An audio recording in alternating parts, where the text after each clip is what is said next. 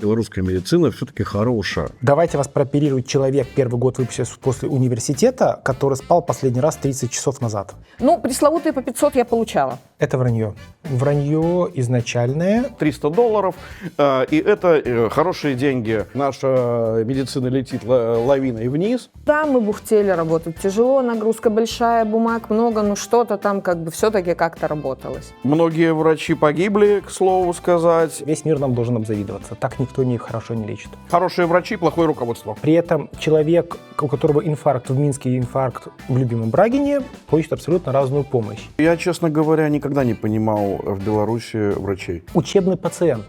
Ну, иди прооперируй, тебе не жалко. Счастье и богатство нашей медицины — это все равно люди. Да. Эта работа сводится к оформлению какой-то бумажки. Все плохо, В ничего этот не момент хватает. это стоило ей жизни в итоге, но... Уехали реально классные специалисты. Ну, конечно. Хороших врачей в Беларуси осталось еще как там, тоже очень много. Эпический подъем, человек лежит в кровати, спит после дежурства, пистолет в голове, лежать. Врачей, которые делали эту операцию, можно было пересчитать по пальцам одной руки. Вы знаете, что такое философский пароход? Это не пароход, который думает, что он философ. Нет.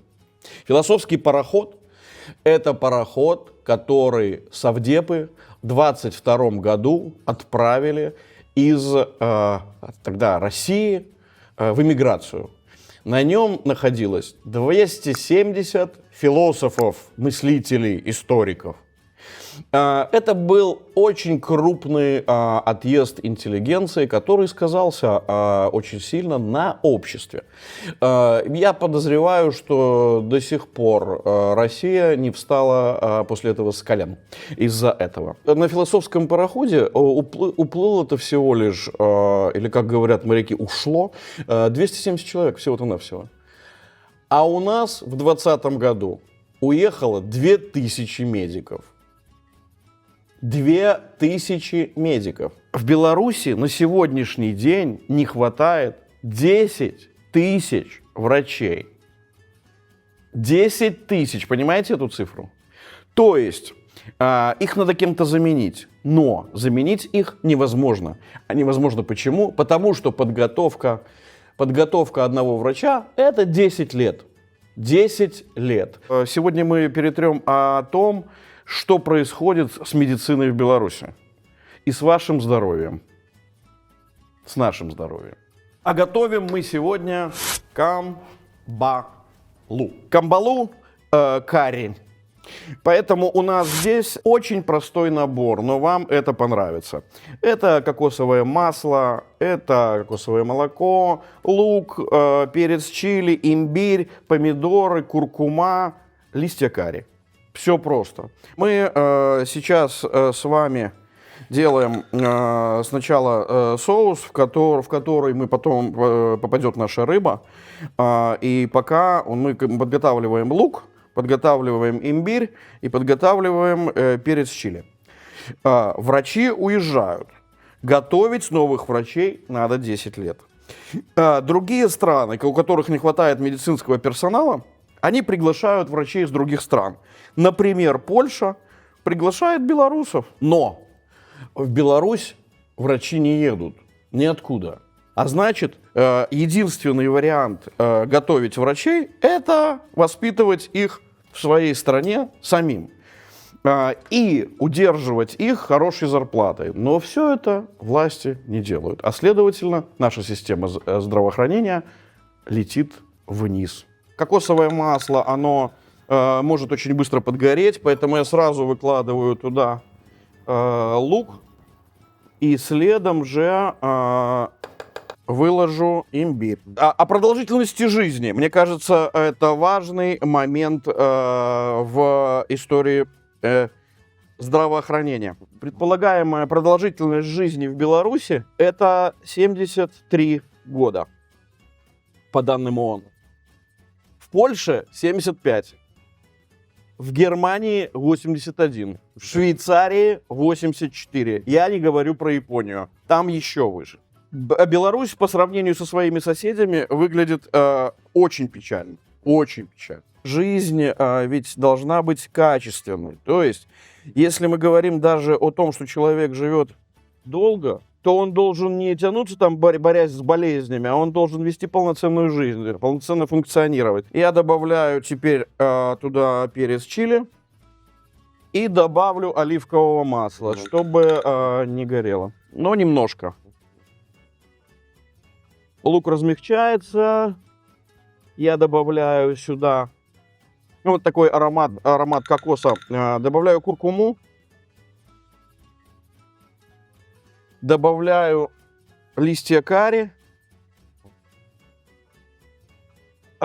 Какой аромат! Вы его, к сожалению, сейчас не слышите, но вы как только начнете готовить, вы его услышите. У вас по дому будет такой, знаете, кокосовый аромат с имбирем разноситься. Это очень приятно. И сделаю меньше огонь и добавлю сюда сначала немного воды.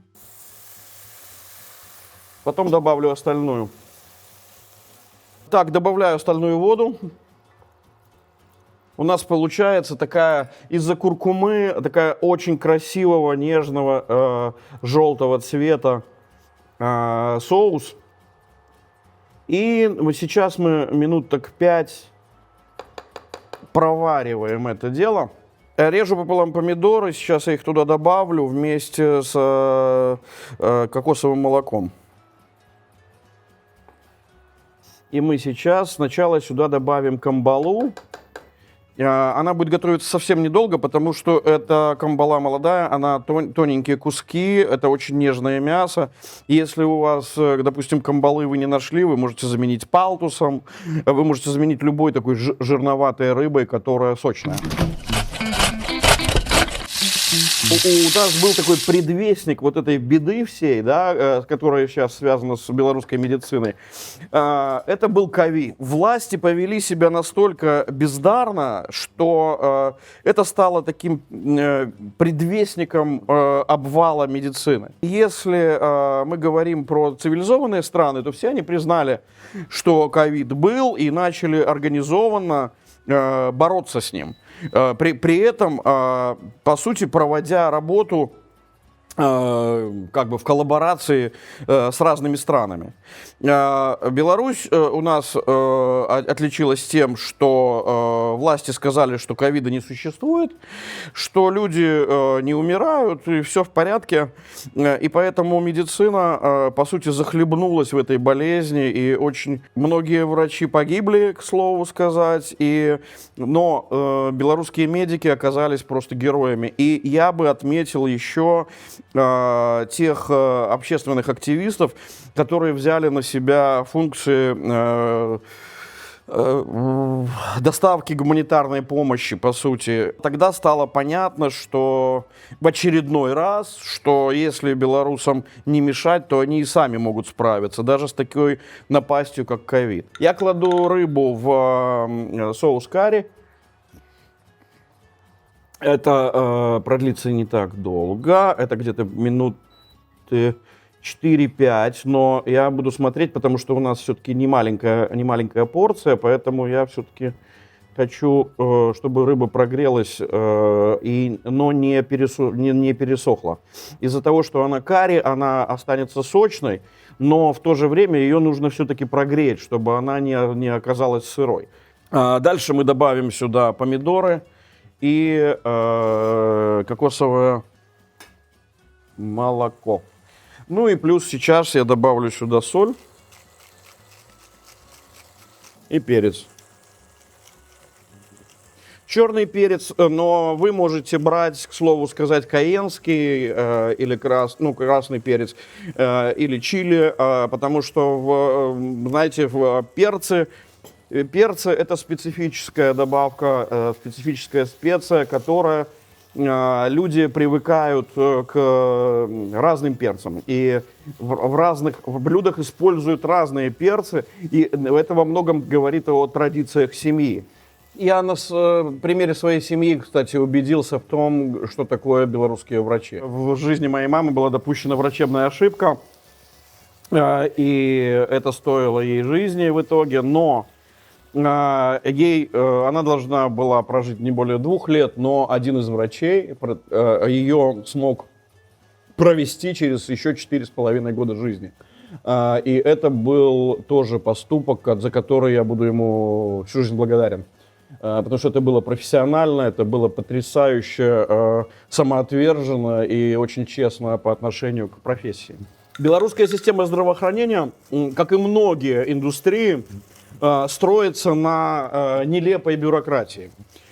И это меня раздражает, но я могу себе представить, насколько это раздражает врачей, которым вместо того, чтобы лечить людей, нужно бесконечно заниматься вот этими бумажками, отчетами и идеологической работой. Это абсолютная нелепость. Более того, их еще и заставляют участвовать в избирательных комиссиях, подтусовывать выборы. Ситуация у нас простая, да, более простая. У нас хорошие врачи, плохое руководство. Собственно, ничего нового я вам сейчас не сказал. Я забрасываю помидоры и заливаю кокосовое молоко. Когда вы это сделали, вы должны, вот сейчас он чуть-чуть проварится, и вы должны проверить на соль. Потому что, когда вы добавляете какой-то объем какого-то нового продукта, то, естественно, падает уровень соли, и стоит проверить, надо ли ее добавить. А это индустрия, которая призвана нас спасать. То есть реально спасать, сохранять нашу жизнь.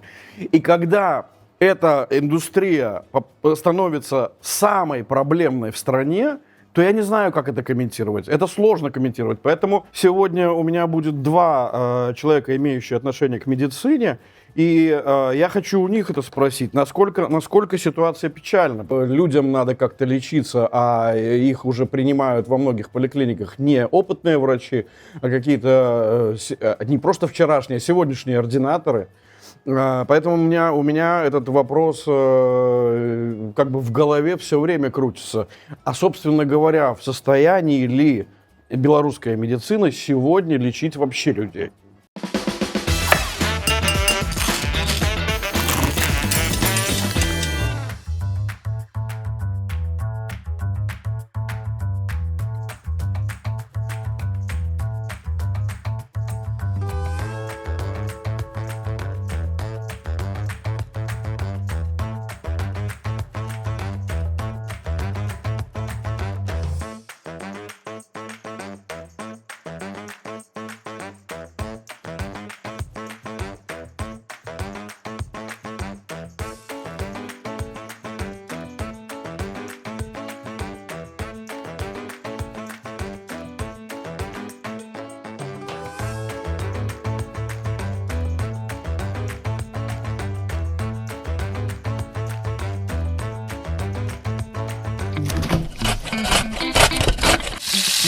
Клавдия Владимирова и Станислав Соловей.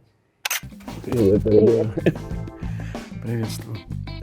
Спасибо, что пришли. Я для вас приготовил рыбный моли, называется. Это такая, по сути, это такой рыбный карри, камбала с рисом. И попробуйте, скажите, как вам.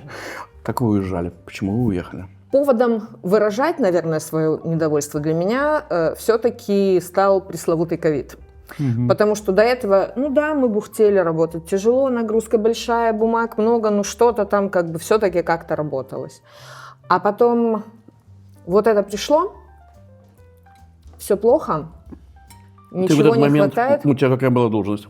Заведующий отделением в поликлинике, поэтому нагрузка была не меньше, но, к счастью, ну вот этот самый... Тяжелые, конечно, это были стационары, это были реанимации. Понятно, что нас как бы коснулась такая догоспитальная часть этого всего. Но у меня ощущение, что это было прям как будто во время войны, да? Да, потому что очень тяжело еще было даже не сколько, потому что, ну, когда человек, пациент становился тяжелым, он уходил в стационар, и все. То есть тут было психологическое. Люди страшно напуганы. Люди два полярных таких. Одни по телевизору же говорят, Да, ничего нету, как бы ты вирус видишь. Ешь чеснок, Да. Белые косочки, что у нас там тогда еще было в тренде, стопка, тракторы, и так далее, баня, да. Вот. И полярное, что положительный тест, все, вызывай психиатрическую бригаду, потому что вся семья лежит в повалку, потому что не знает, что делать. И вот тогда впервые, вот глядя на эти там интервью, сами знаете, кого нельзя называть, я впервые задумалась о том, что если раньше мне иногда было смешно, то теперь мне стыдно. И страшновато, наверное. Мне стыдно, что нами руководит человек, который не знаю, или не понимает, или...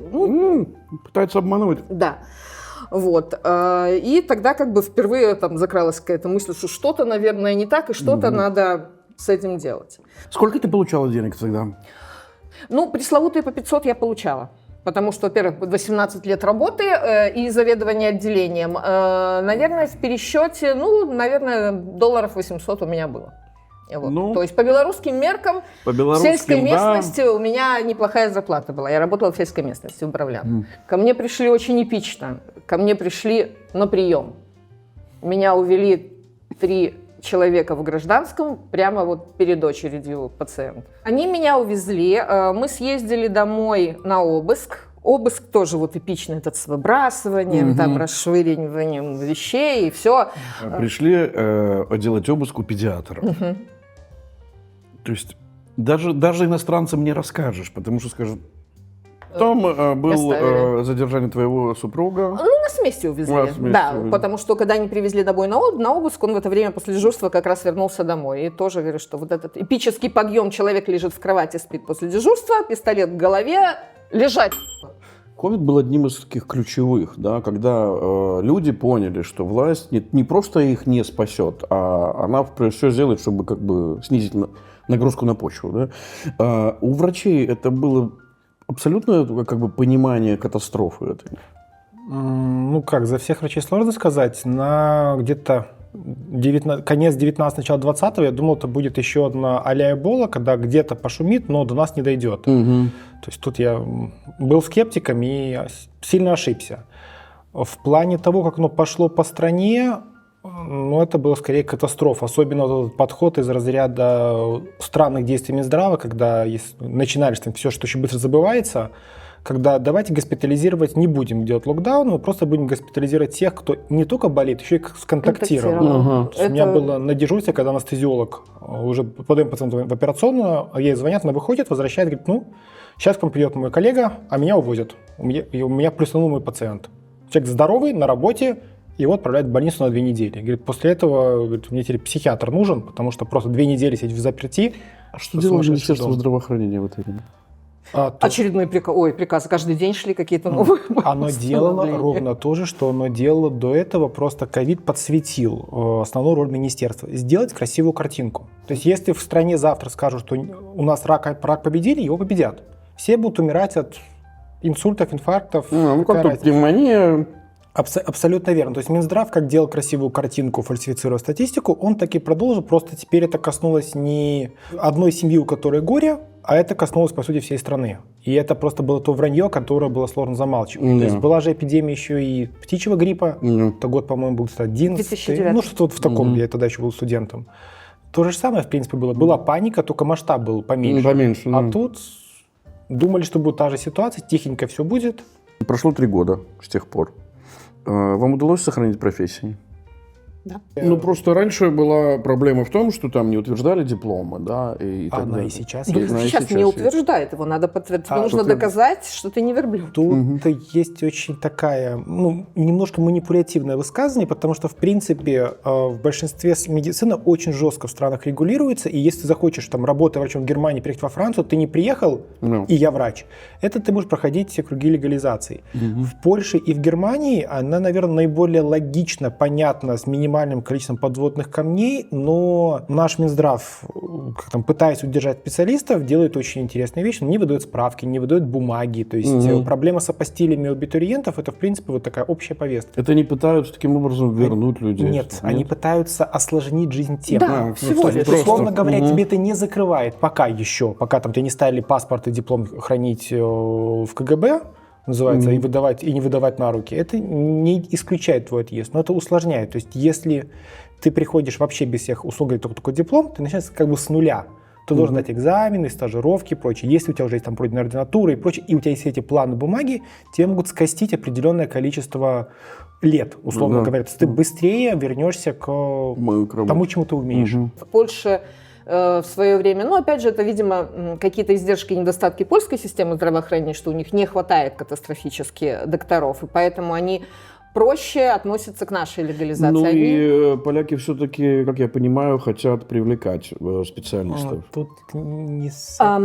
Если так по-большому стратегически, я имею в виду. Смотрите, они хотят... в свое время ввели вот эту уставу об упрощенном трудоустройстве медиков во время ковида, потому что, вообще конечно, была катастрофа, и вот я еще, приехав, успела попасть под эту ковидную уставу, и я сейчас работаю на временном этом праве. То есть все кругиады с нострификацией у меня еще предстоят. Они не то чтобы привлекать прям специалистов, они в основном это было настроено закрыть дырки в первичном звене. Всего лишь. То есть, как и у нас, никто не хочет идти никогда там в поликлинику и приемный покой. Точно так же и здесь.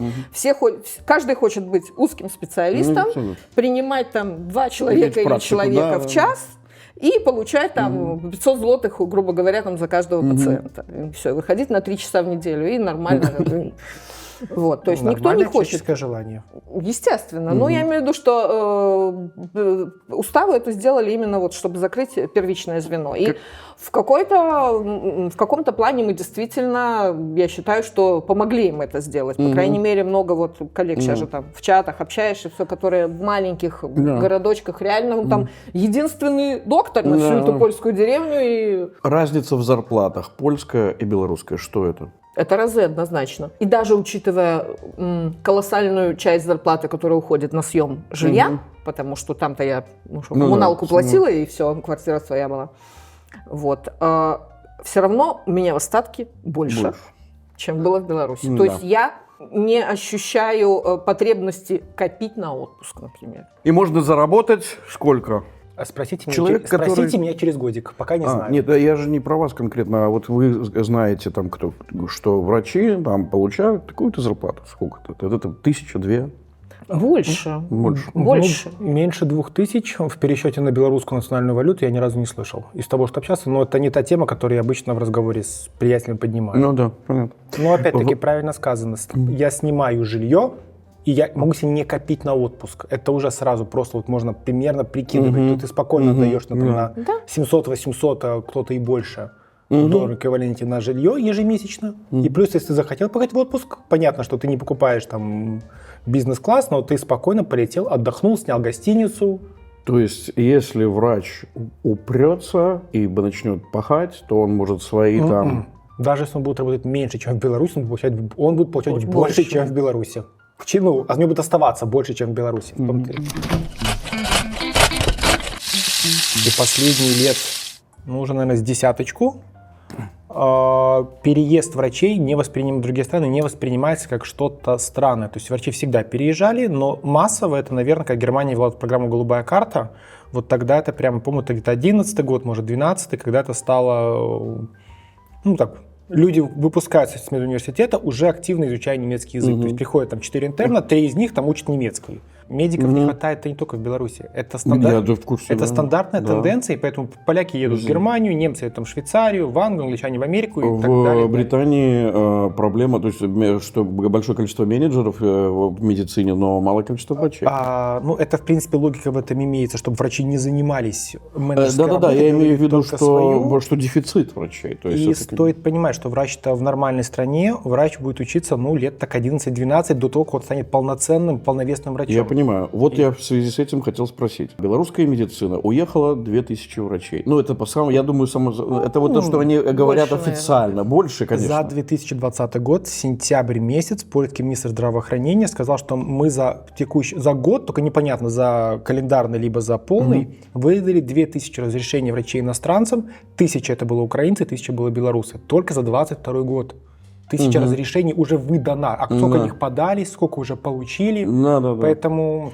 Да, и называется цифра, что в Беларуси не хватает 10 тысяч врачей. Это приблизительно цифра корректна или нет? Или меньше не хватает? Это вранье. Вранье изначальное и вранье принципиальное. То есть расчет количества врачей на душу населения, опять-таки, это Минздрав врет, ловили вранье слишком часто. Было исследование, которое математически доказало, что это вранье. Но тут другое. Наши нормы, вот у нас раздутое большое количество больниц с раздутым штатом, где, в принципе, столько-то врачей вроде как и не надо, или столько коек не надо. И вот это посчитать, если попытаться привести количество врачей к какому-то здравому смыслу, может дефицит и уменьшиться, но это просто невозможно посчитать. Нет, но тут дефицит еще в каком плане? Что, например, на отделение выделено, грубо говоря, 6 ставок врачей, физических лиц 3. Они совмещают, они закрывают это. И они же получают за это зарплату. И получается, то есть, что вроде как все... Что вроде как закрыто, и дефицита нет. Тут только маленькая хитрость. Когда ты работаешь на 1,5 ставки, это больница тратит меньше, чем если бы ты работал на ставку, а кто-то еще с тобой бы работал на полставки. То есть по итогу ты получаешь меньше, а не на тебе на это вариант экономии. Говорят, что врачей, если не хватает, то там могут и ординаторы прием осуществлять, нет? Ординаторы это врачи. Да, то есть это просто врачи. Я имею в виду прям люди, которые пришли из вуза. Это интерны. Ординатор это уже врач. Да, это уже врач. По нашему закону. Могут. Мало того, мы же учились в мединституте, мы на 6 курсе эпидемия гриппа, это закон, снимают, студенты пошли на прием. Эпидемия гриппа – это чрезвычайная ситуация, тут можно как-то попытаться поискать логику, хотя ее нету. Город Брагин, мой любимый, 22-й год, Гомельский медуниверситет радостно пишет на своем сайте статью, как их врач-интерн, это ноябрь месяц, то есть человек в интернатуре 4 месяца, поехал самостоятельно работать в город Брагин. Без страховки, без ничего.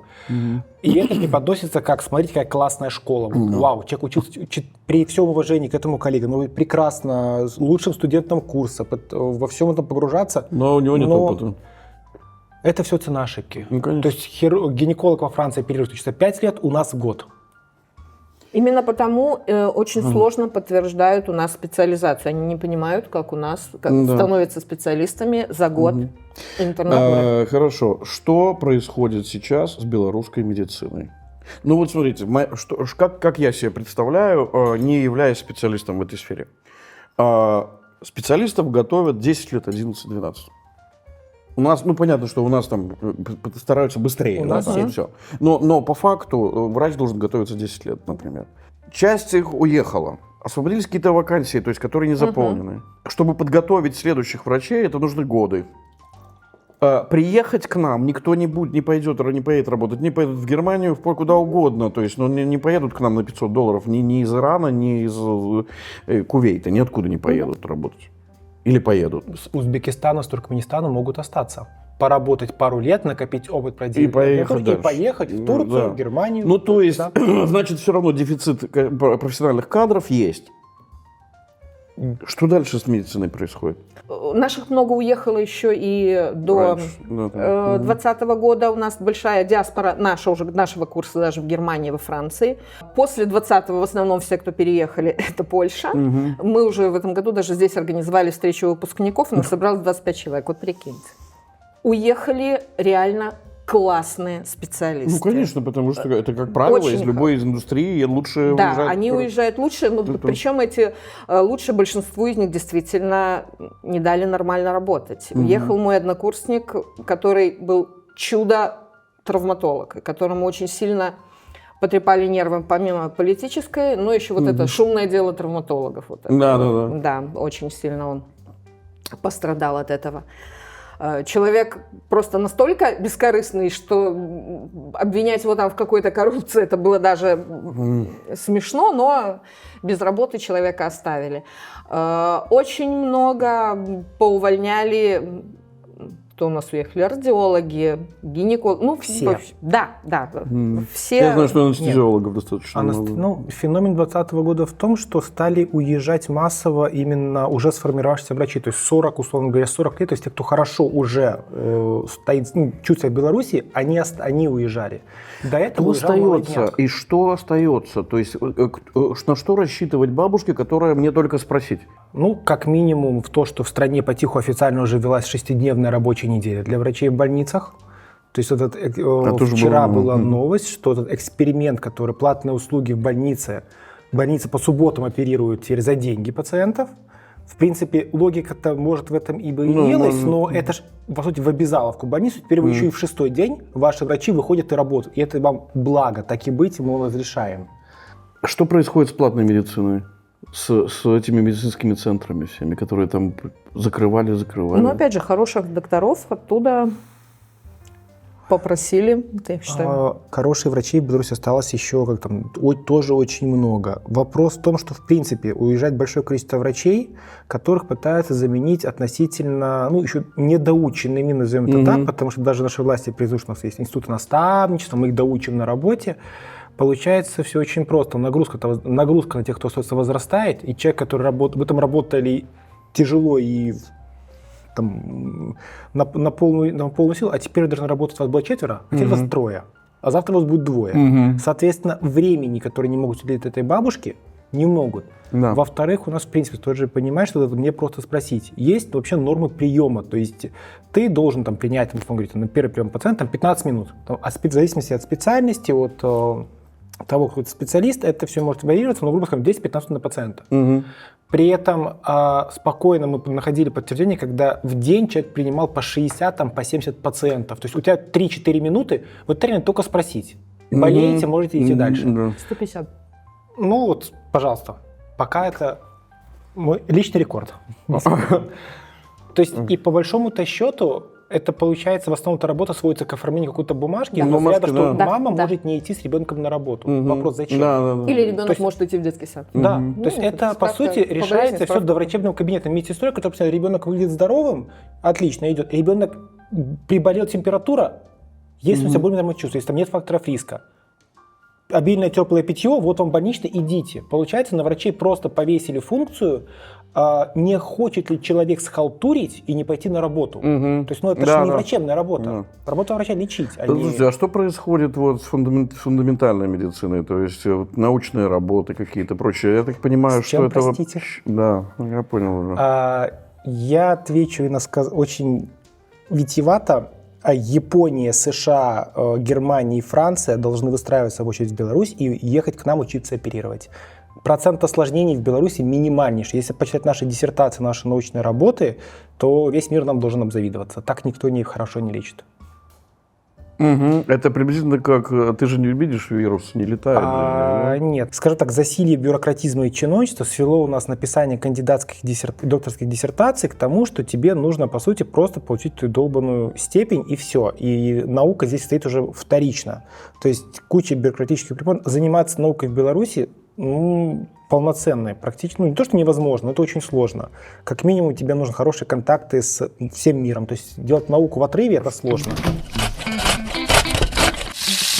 Что происходит? Какие-то передовые методы? Понятно, что там косметология, наверное, и стоматология, наверное, они там что-то еще ловят новое. Пластическое. А в остальных что-то... Есть какие-то передовые методы лечения? Как доходит вообще до Беларуси или нет? Или только на лечкомиссию? Вы сами ответили на свой вопрос. Да. У нас есть РНПЦ, в которых действительно могут делаться операции очень высокосложные, если они не связаны с дорогостоящими лекарствами, потому что это своя специфика. Но подготовить хирургов, чем слабее в стране уровень медицины, к примеру, онкологической, лекарственной, тем сильнее там будет развиваться хирургия. Просто, такая вот есть очень грубая, можно так сравнить. То есть хирургия у нас действительно будет развиваться неплохо. При этом человек, у которого инфаркт в Минске и инфаркт в любимом Брагине, получит абсолютно разную помощь. А про новые технологии все можно очень просто ответить. Первую лапароскопическую, то есть через небольшие разрезы удаления матки, экстирпацию, удаление матки через небольшие разрезы сделали Гарри Рич в 1989 году. Это год моего рождения. В Минске на момент моего отъезда именно в больницах, которые относятся к Минску, врачей, которые делали эту операцию, можно было пересчитать по пальцам одной руки. И даже еще останутся запас. Это стандартная операция во всем мире, у нас относится... Вау. С 89-го года. 89 года она началась. То есть те операции являются золотым стандартом во всем мире, что есть эта болезнь, первая операция мы должны предложить, вот это. Остальные только если что-то вот не так. У нас это делают штучные специалисты. Что такое высказывание, что белорусская медицина все-таки хорошая? Это говорят. Для кого? Вот у меня вопрос, что это? Это сами врачи так считают?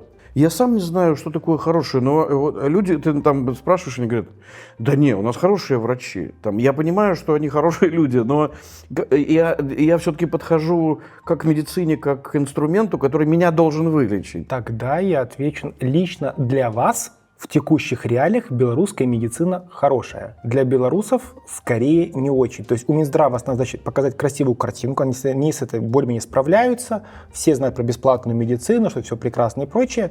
По факту, если мы говорим про кривую обучения врача-хирурга, любого оперирующего, ему нужно пройти долгое время, он ассистирует, смотрит, потом постепенно начинает оперировать, и когда вот начинаешь оперировать, начинаешь чуть больше понимать, то есть набивать руку. То есть сделав 100 операций, ты становишься делать их профессионально.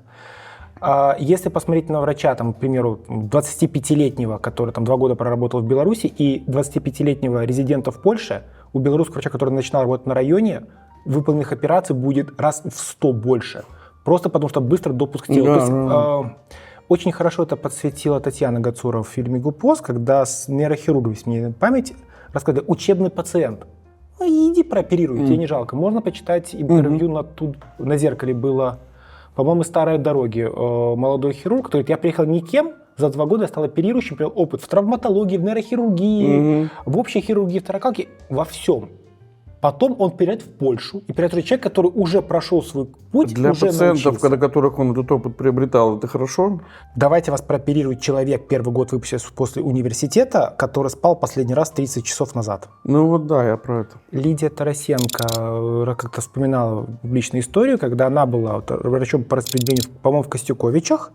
Привезли пациента там был разрыв селезенки, но осложненный, если я не очень сейчас помню подробности. У пациента диабет, у него проблемы, в принципе, по его общему здоровью и разрыв селезенки. В больнице она врач-хирург 1-го года, ее коллега врач-хирург 2-го года и первогодка врач-анестезиолог.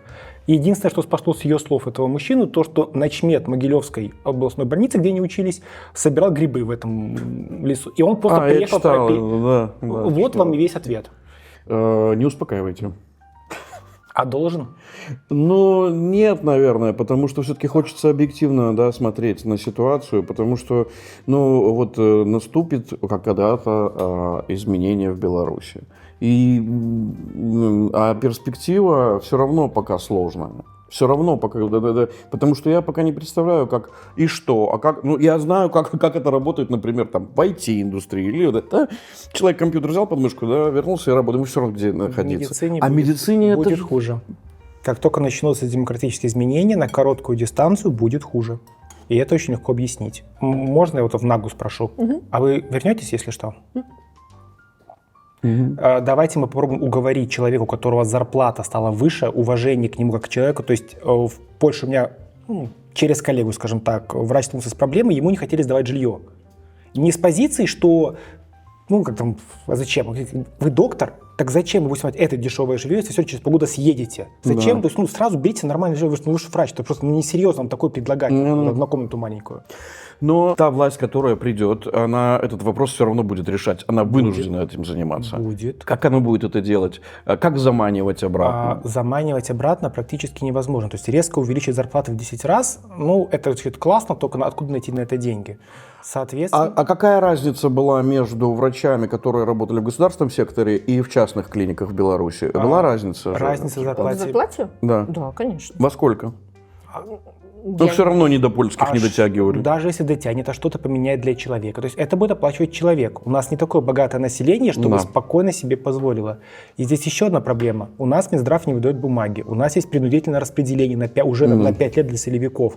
У нас есть драконовские штрафы, если ты не хочешь отрабатывать. Невозможность разорвать контракт, который ты хочешь. Приходит демократическая власть и говорит, ну, это мы пока оставим, пусть это будет, но потерпите немножко. Она это делать не сможет. Эти практики должны быть сразу практически отменены. Логично? И врачей, которые хотят уже уехать, но пока не могут, им снимаются тормоза. Они могут, конечно, остаться в надежде, что что-то, вот как 30 лет назад обещают, поменяется, им у нас вырастет зарплаты. Или спокойно, знаете, переехать, пока вот есть такое окно. Станислав, ну вот смотри, и продолжают идти люди, ну, они знают, что я закончу вуз, отучусь 10 лет, меня распределят в Брагин, у меня будет там кабальные условия и плохое жилье и так далее, и так далее. Он чем мотивирован, тот, кто идет туда учиться? В медицинский? Да. Ну, медицинский, если не упадет пока поступление в медицинский, первое, что просядет, это медицинские колледжи. То есть те, кто не протягивал по уровню знаний, шел в медколледж. Медсестры, фельдшера, к сожалению, у нас это очень обесцененная работа, хотя, по сути, без хорошего среднего звена мы бесполезны практически. То есть это сведение медицины 18-й. Я смотрю по Британии, по Канаде, по штатам, что такое медсестра. Это каждый год растущая зарплата. Каждый год. Так и должно быть. Да, и по мере обучения новым процедурам она повышается. Лишние звенья в медицине у нас есть только в административном корпусе, а в лечебном на их, наоборот, нехватка. Вопрос в том, что люди, которые идут, допустим, ты понимаешь, что не хочешь работать на нищенскую зарплату, ну, условно говоря, ты идешь в медицинский, зная, что переехать с дипломом из меда тебе легче в будущем, чем переехать с дипломом условного юриста. Ну, ради чего. Да. И второй момент. Если ты не хочешь никуда переезжать, и если посмотреть просто вот на это с точки зрения страны, у тебя стабильно есть работа. Завод твой не закроют, потому что врачи всегда нужны. То есть ты в любом случае, у тебя будет работа, ты себя прокормишь. У тебя будет уважение общества, поэтому тут в принципе свои плюшки определенные есть. И в-третьих, это очень много идущих идейно туда людей. Это, наверное, львиная доля людей все-таки идут туда больше по идейным соображениям, какой-то юношеский максимализм и прочее. Вот. Да, наверное, это самая индустрия, где больше всего я встречал людей, которые мечтали быть врачами. То есть реально мечтали. У меня моя теща, которая была телевизионным режиссером, она говорит, что она поступала несколько раз в медицинский, она так и не реализовалась, но она говорит, я до сих пор понимаю, что я хотела быть врачом. То есть, а человеку уже 86 лет, да. То есть я понимаю, что это какая-то, в этом есть романтика определенная, и что я понимаю, что это, во-вторых, это интересно, да. Но вот для меня абсолютное различие между, я сталкиваюсь очень часто с сотрудниками медицинскими в разных странах, много езжу, работаю, и в том числе как пациент, да. У меня, например, был камень в почках, когда я был в Нью-Йорке, и я свою 10 из 10 боль получил, да, и там со мной сделали все в порядке, не взяв с меня ни доллара, то есть, хотя стереотипно я должен был бы там... Потому что экстренная помощь, но если бы пытались бы вызвать скорую помощь из разряда у меня что-то спина разболелась, вот тогда вы бы почувствовали себе все. Ну, конечно, безусловно. Но я понимаю, что вот с кем бы я там ни общался из врачей, это люди, которые... Он с тобой разговаривает не только про твои болезни и про твои проблемы, а он разговаривает про то, что какие есть новые современные наработки, на какой он был конференции, бесконечно на конференциях, бесконечно, и бесконечно обмен опытом. И я понимаю, что для белорусских врачей это такое немножко темный лес, да, то есть в смысле того, что мало очень этого. Нет, в Беларуси их тоже хватало. Хотя сейчас, говорят, перекрывают, что только... Сотрудники БГМУ могут ехать только на одобренные конференции Минздрава. Не то, что ты хочешь какую-то тематику, а вот Минздрав выдал список. Белорусские конференции, к сожалению, я не считаю полноценной конференцией. Это только если притянули кого-то очень сильного из ближайших стран. Здесь спасибо ковиду, на самом деле. Очень много конгрессов, очень много конференций ушло в онлайн-формат. И сейчас это прямо Приятно. Скажите еще, вот приоритетные штуки. Тоже в разных странах встречаю с разными вещами. Например, если там говорить, там, все делают там пересадку волос, турки говорят, у нас будет она стоить в 5 раз дешевле, и погнали туда все поехать.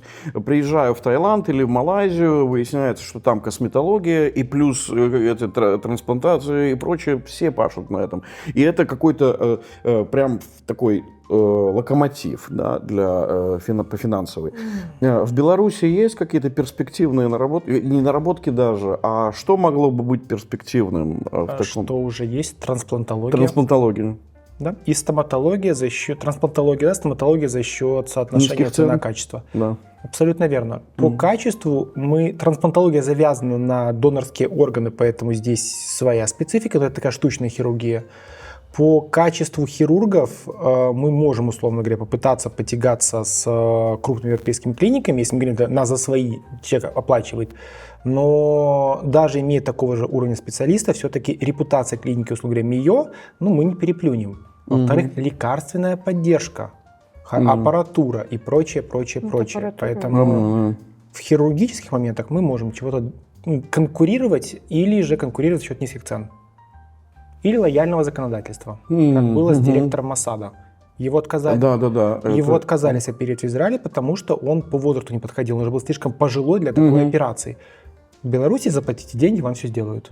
Опять-таки, пожилой не в плане того, что они побоялись брать его на операционный стол. А что, шунтирование? Нет, у него была пересадка печени. Пересадка Логика печени. была в том, что в силу его возраста лучше эту печень, как бы это грубо не звучало, отдать кому-то, кто моложе. Да. В трансплантологии есть еще вот такие очень этические моменты. И опять-таки, тут надо смотреть еще... есть, в общем, этические моменты трансплантологии, которые можно подискутировать, насколько, в принципе, этично делать ее экспортной.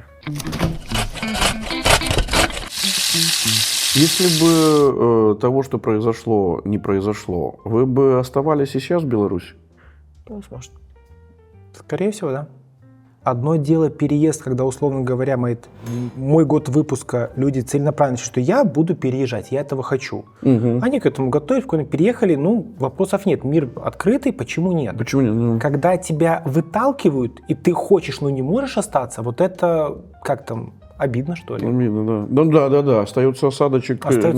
Во-вторых, не забывайте, что все, кто выезжает с подобными историями, просто приехать в гости. То есть одно дело, ты работаешь где-нибудь там в Белостоке, сел на машину, приехал, встретился с родными, зашел в кафешку и поехал обратно. Причем это нормально. Какая принципиальная разница, работаешь в Варшаве или ты работаешь в Гомеле, если родом с Витебска? Столько же времени ты заехал к себе к родным. Клавдия, а тут ты не можешь. Да, мне даже трудно что-то добавить. Вот основное это действительно невозможность приехать, невозможность повидаться, а с теперешними проблемами, с визами еще и невозможность родным сюда тоже попасть. То есть маму последний раз видела год назад. По сравнению, если брать 2020 год, до выборов, до 2020 года, и то, что сейчас, ситуация ухудшилась или стагнировала? Чего ухудшилась? Медицина? Да, медицина. Вообще, как медицина, как индустрия. Так, естественно, она ухудшится. Основное, счастье и богатство нашей медицины, это все равно люди. Да. А люди катастрофически уезжают. 2020-2023 год фиксировались перебои с базовыми лекарствами, которые нужно принимать на постоянку, от которых зависит риск рецидива, тот же рака, тот же тамоксифен. Он пропадал, и было знакомый, который, условно говоря, ездил в Новополоцк из Минска, чтобы его купить, потому что все, это ближайшее к Минску было в Новополоцке, и то-то ей повезло, что он там был. В плане отъезда люди продолжают готовиться и уезжать. Кто-то еще связан контрактом, кто-то связан другими. У кого-то там есть, скажем так, ситуация, когда человек не может выехать по причине семейных, скажем так, моментов. Да, многие говорят, пожилые родители не могут. Продолжают увольнять за политику, продолжают не продлевать контракты, выдавливать даже интересно, сейчас. до какого года они будут все это? Это действительно...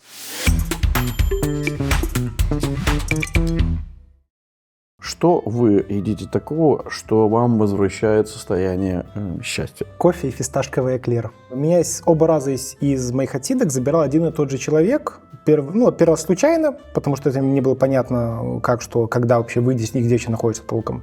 Второй раз уже целенаправленно, там уже знали, где как. И первый раз, все, как, что, а мы, когда в камере, это был сентябрь, все еще были на веселье, нас не сильно гоняли, можно было днем поспать, то есть камера на халява, камера на 6, нас всего лишь 10. С утра 2 чашки чая и пару буханок хлеба, и в обед таки покормили. То есть ты сутки голодный, просто смели. И у нас один из сокамерников говорит, вот сейчас бы еще покурить вот для полного счастья. И ему кто-то, еще капучинка с эклерчиком фисташковым. И вот выйдя с этого, эту шутку просто пересказал другу, говорит, понятно, в следующий раз, если что, эти капучинка с фисташковым эклером привезу. Поэтому да, капучинка с фисташковым эклером. У меня свекор рыбак, причем такой, рыбак, прям фанатичный, это просто света белого не видит. И он очень вкусно жарит карасей. Это просто что-то такое божественное. Нет, с сухариками, они хрустящие, как чипсы. Он как-то их там надсекает, чтобы не чувствовались кости. И так никто не делает. Вот мне не хватает вкуса этих карасей только. Все остальное вполне себе. Спасибо, что были со мной сегодня, потому что редко удается поговорить с врачами-уголовниками. Тем более рецидивистами. Извините. Так и напишусь на бейджике. Давайте надеяться на то, что все будет все-таки хорошо. И, как-то хочется посочувствовать, конечно, врачам сейчас, потому что они очень много хорошего делали и делают, а попали в ситуацию непростую. И их труд, он сложнее, чем труд многих, потому что хотя бы он отвечает за наши выживем мы или нет. Да? Поэтому вам спасибо, и я очень рад, что вы сегодня пришли. Знаете, я вам часто произношу одно и то же слово. Вы его уже, наверное, выучили. Добробыт. Мне кажется, что в нем есть все, что нужно белорусам. Вот добробыт. Но и еще я повторяю вам бесконечно о том, что самое большое наше достояние и самая главная ценность белорусов – это белорусы. Да. Так вот парадоксально это звучит. Все, что лучшее, что есть у белорусов, это белорусы.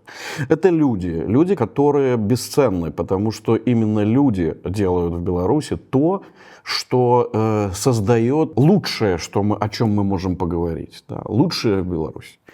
И недавно перечитывал историю литературы Горецкого и нашел там слово, которое тоже хочу вернуть в наш обиход. По-белорусски государство не называлось вот таким вот российским аналогом держава, да? Оно называлось господарством. Вот слово «господарство», мне кажется, в нем есть те смыслы, которые нам нужно вернуть нашему государству. Вот господарство. Лучше не скажешь.